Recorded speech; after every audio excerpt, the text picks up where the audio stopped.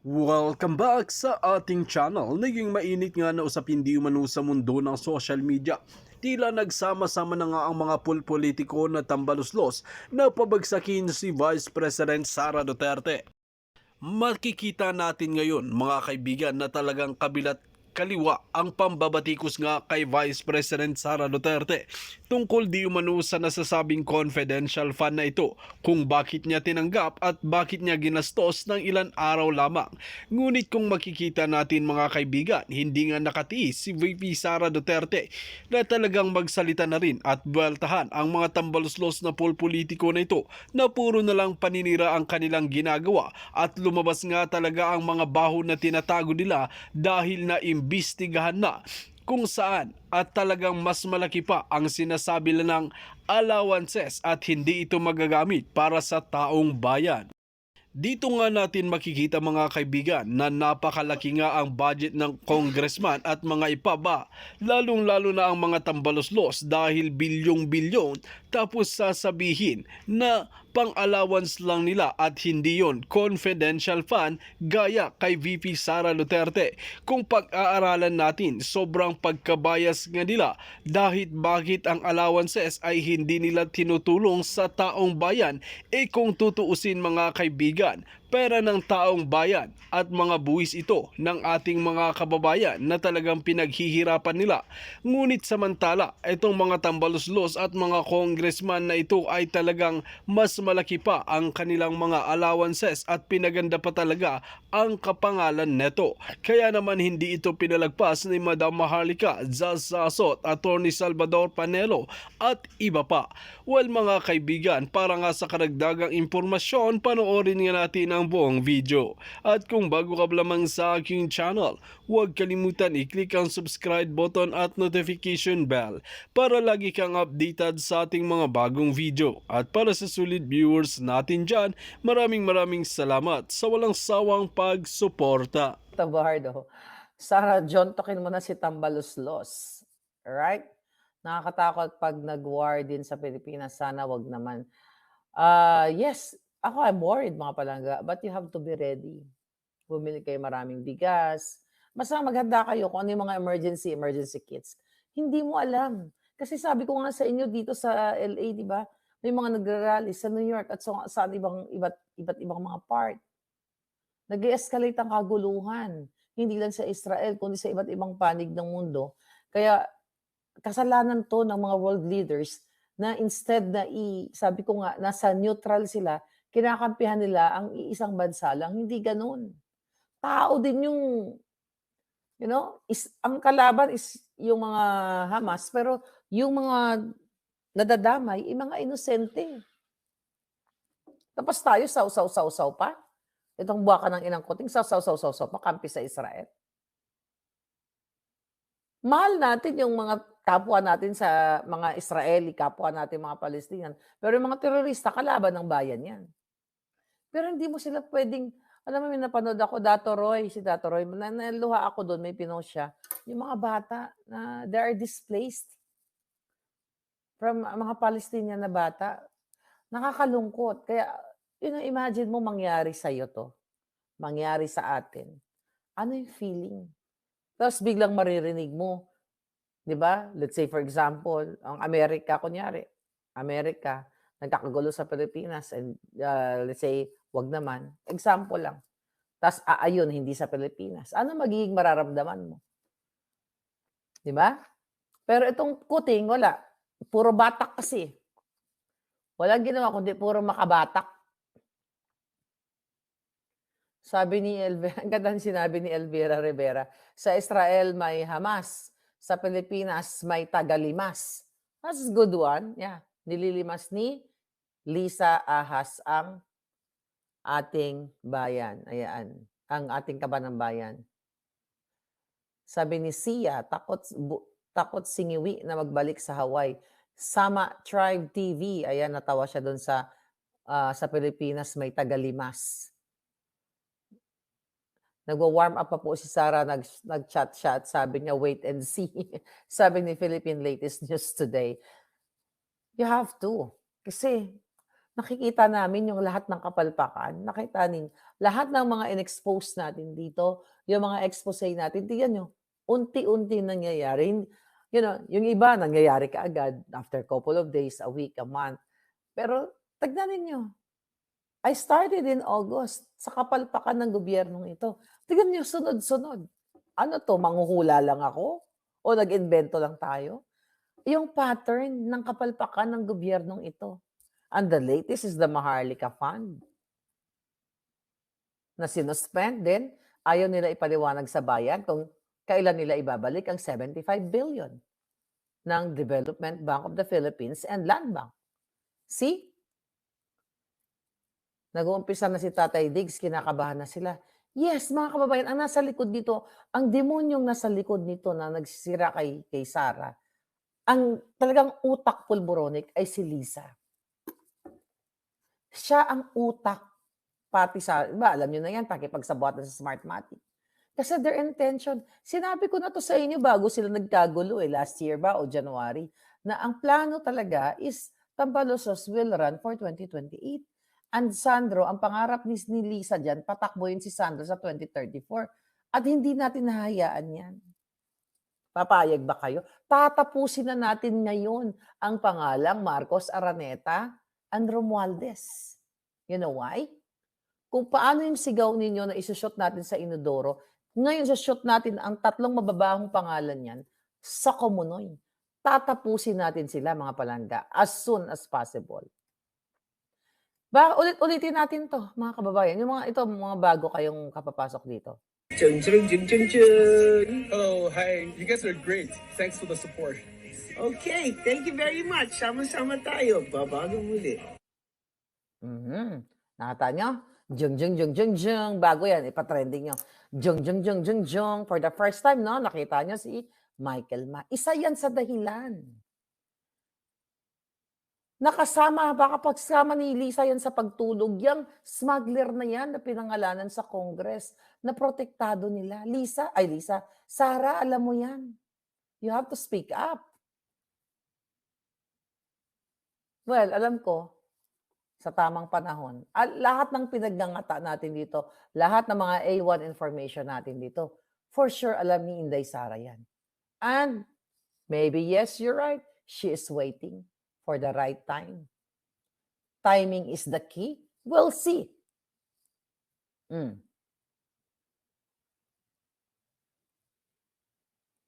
Sabi ni Rupert Magsales, okay, Freedom of Information Law or accountability in governance and transparency in expenditures of taxpayers' money and OFW remittances wala sa Philippine government. Wala. Ayaw nilang i-audit, ayaw nilang ipakita kung saan nila dinadala ang ating pera, mga palangga. Sabi ni Janik, akala ko si Sandro, baka hindi kaya yan yung unang anak ni Sarah kay Puno? Ni Lisa kay Puno? Well, see. Tanong ko sa puting ahas ko. Baka si Michael Ma anak ni Lisa, sabi ni Samar. Kahawig yun, no? Kasi kahawig ni Sandro, di ba? Baka. Gawin natin. Ipi-play ko sa inyo kasi pag dito kasi sa, sa StreamYard ko, pag piniplay ko sa inyo dahil nasa brand siya, hindi niya kaagad na-pick up yung first jong. So tomorrow, ida-download ko sa file para mas buo niyong siyang makuha. Alright? Bilyonarya ang mukha ni Mrs. Snakes. Okay, sabi ni... nawala si Palangga. No more Marcoses on the next election. Akala ko nga si Sandro, sabi ni The Apricot. Orlando Nicolas. Ayan. May posibilidad, mas malapit sa katotohanan, sabi ni Felon Ang. Hashtag jong. Patrend natin yan. Jong. Ayan. Yeah, patrend natin yan. Jong na yan. Ang yun, nakita niyo yung kaniyang... Well, by the way, explain ko lang yung video na yun. Yung video na yun ay sinend ni Lisa Smugs sa mga naging supporters na during the campaign. Tapos bigla niyang tinawag si Jong. And here is Jong. Di ba may saltik lang? Bakit tinatawag niyang Jong? Bakit ayaw yung tawagin na Michael Ma? Doon pa lang, mag-iisip ka na.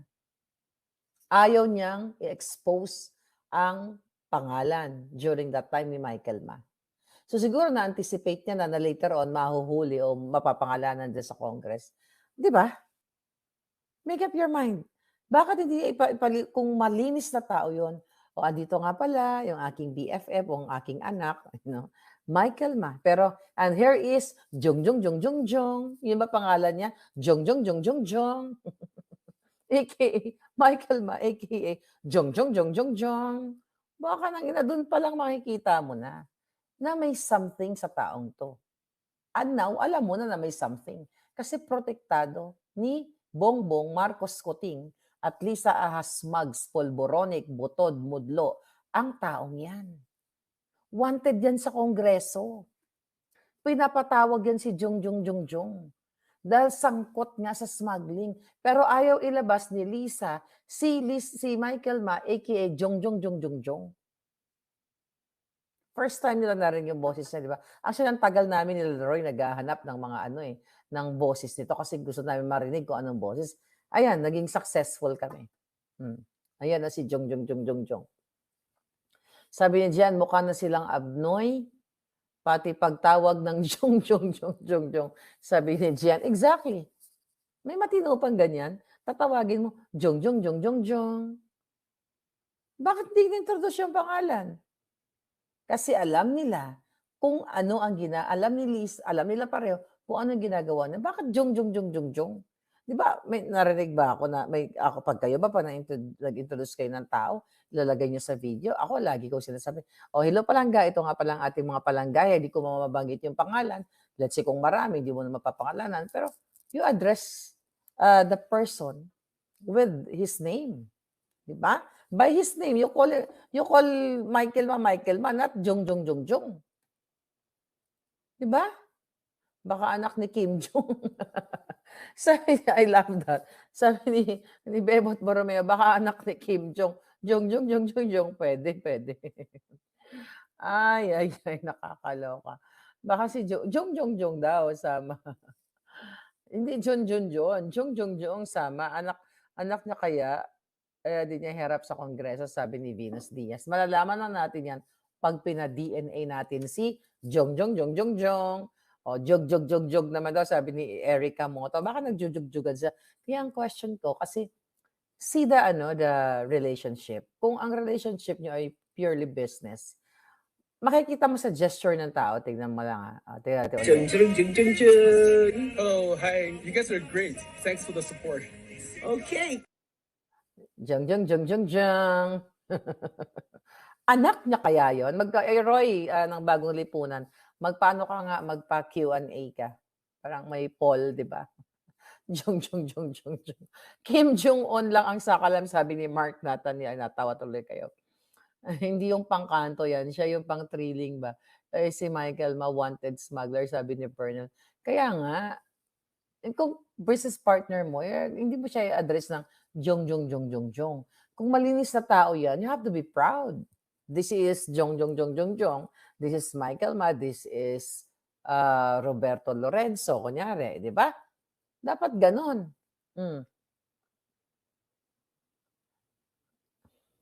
Sabi ni Robert, baka kaya pala buhay pa si Matobato. Kamukha ni Sandro, pati yung pagngiti. Baka magkapatid sila. You'll never know. Okay? Lord, enlighten Bibi Sara to make her moves now, sabi ni Selma. Alam mo, tawa ka talaga sa Jong. Yeah, kailangan niyang kumilos. Dahil ang instruction is to destroy Sara. And, ito, buti naalala ko. And they will file. Gagamitin nila, buti naalala ko to, bago yung Jong. Gagamitin nila ang issue sa confidential fund kay Sara to file impeachment. Yan ang utos ni Smugs sa pakikipagsabwatan ni Tambaloslos. Baka hindi mo pa alam, Inday, ako nalaman ko na. They will file impeachment against Sara. Isa yan sa mga plano nila. Ngayon, na-intercept na naman natin. Baka sabihin na naman ni Isa,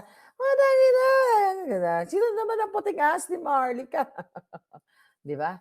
So, mind you, mga Sara supporters, hindi nila tatantanan si Sara. sisirain at sisirain na dahil talagang wala naman iba silang kalaban. Kundi si Sara for 2028. Kung lalaban si Sara, lalaban ba siya? We don't know. But one thing na sigurado tayo, si Tambaloslos ay tatakbo sa pagka-pangulo sa kanyang dream job. Kasi nga, ngayon pa lang, si Sara ba may nakita kayong ganito? Nakita niyo ba si Sara na ginamit ang kaba ng bayan para gamitin ang, ang mga mga smuggled rice? By the way, yan po yung sako na for sure, naudlot. Dapat ipamimigay nila yan 3 weeks, third week nitong October or last week ng October ni Martin Romualdez. Yan yung Malaya rice initial niya.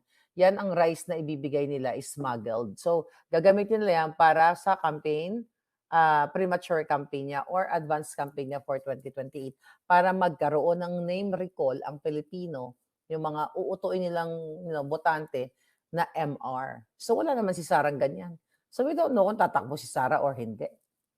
Di ba? Sabi ng tatay niya, huwag daw siyang tumakbo, hindi siya tumakbo. Huwag na lang siya tumakbo sa pagka-presidente, ano daw yan, vice president. Di ba? We don't know, malayo pa. Pero we all know na malayo pa ang election for 2028, tinatrabaho na si Inday. Kasi ang target ngayon ay pataasin ang rating ni Coting at ibabagsak si Inday para masira na siyang tuluyan. And we are giving the ball kay Inday at sa tatay niya and the supporters of the Dutertes. It's up to you guys. Ako tatanungin niyo ako, Maharlika Duterte ka ba? I was Marcos Duterte supporters palangga. Pareho kong binoljak ang kanilang administrasyon. But I am for the truth. I am for the Filipino people. Pag dumating ang panahon na nakikita ko na si Sara ay nagpapatayo ng mansyon, 1 billion mansyon, katulad ng mga tao ni Coting, hindi ko siya titigilan. Tandaan mo yan, Inday. Pero may nakita ba tayo na out of confidential fund, binili ni Inday ng bahay? Wala. Pero even undersecretaries, assistant secretaries ni Coting ay may mga brand new homes. See? Yan ang sinasabi ko sa inyo. Yan, Inday. Why ka gid nagpamati kay tatay nimo? Hindi kasama tayo doon. 'Di ba? And I hope natuto tayo sa nangyari sa atin na pambubudol ni Coting. Sana natuto na tayong lahat. Well, the thing is, ang nambudol talaga sa atin, Smartmatic. Kaya ngayon pa rin ang laban natin, kasama natin dyan si Atty. Glenn Chong.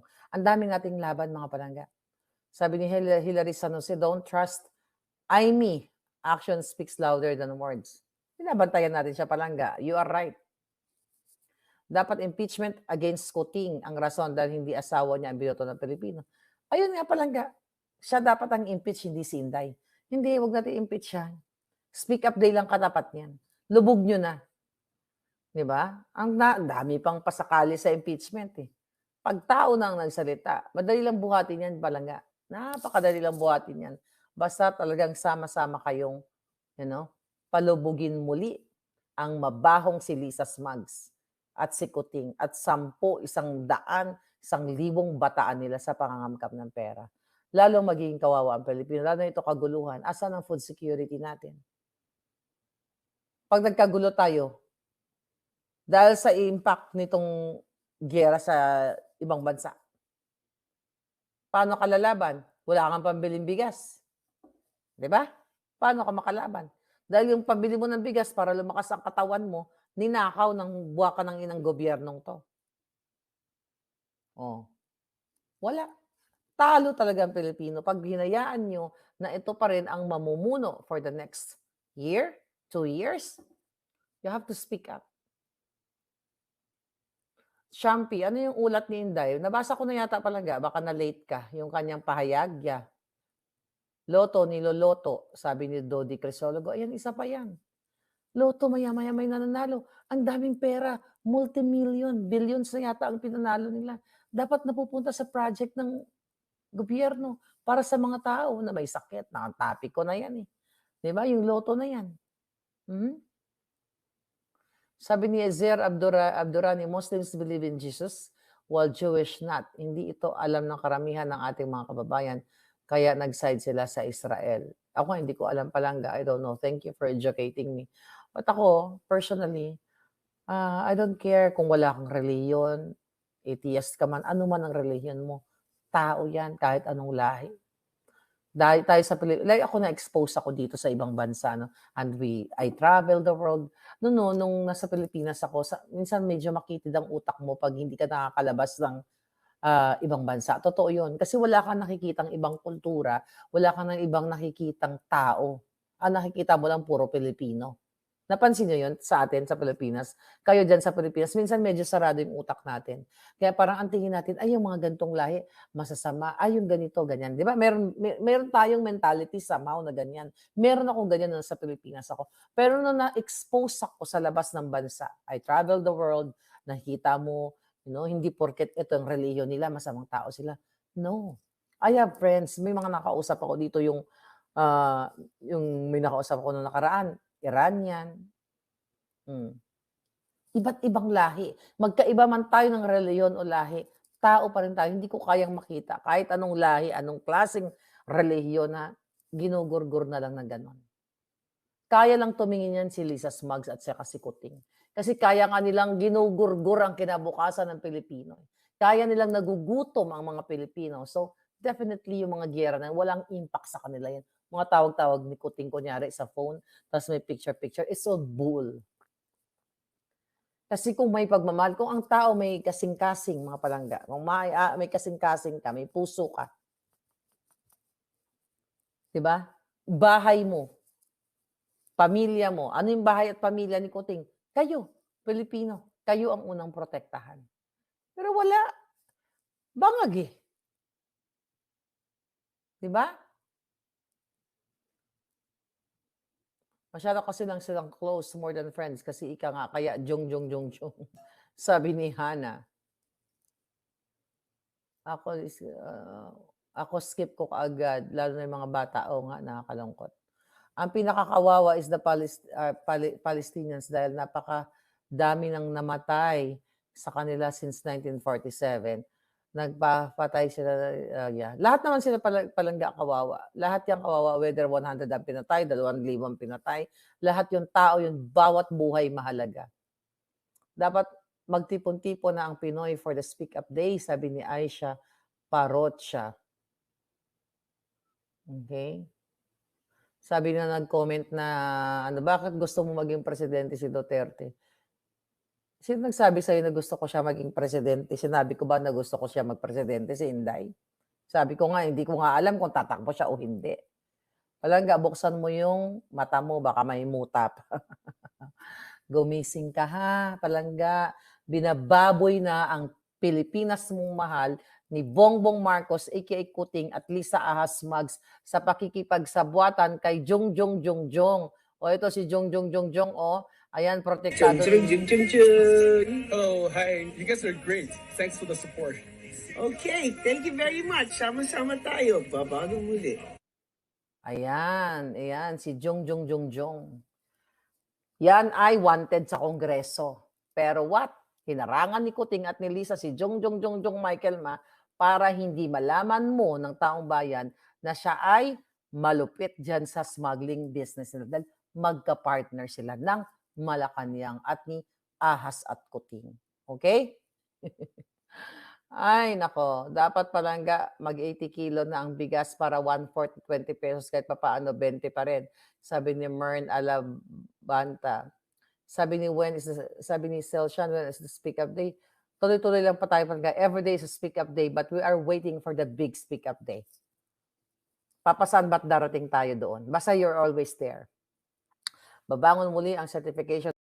Dito natin makikita mga kaibigan na mas maliwanag pa sa sikat ng araw ang paliwanag nga ni Madam Maharlika at talagang binanatan nga ang tambaluslos na ito na kahit mga mafia ay ginagamit na para lamang mapabagsak itong si VP Sara Duterte. Dito natin makikita na talagang hindi nga nila tatantanan ang mga mabubuti ang kalooban na tumutulong sa ating mga kababayan hanggat maghari na naman ang mga korap na opisyales. Ano na nga ba talaga ang nangyayari sa bansang Pilipinas? May asenso pa ba sa administrasyon na ito?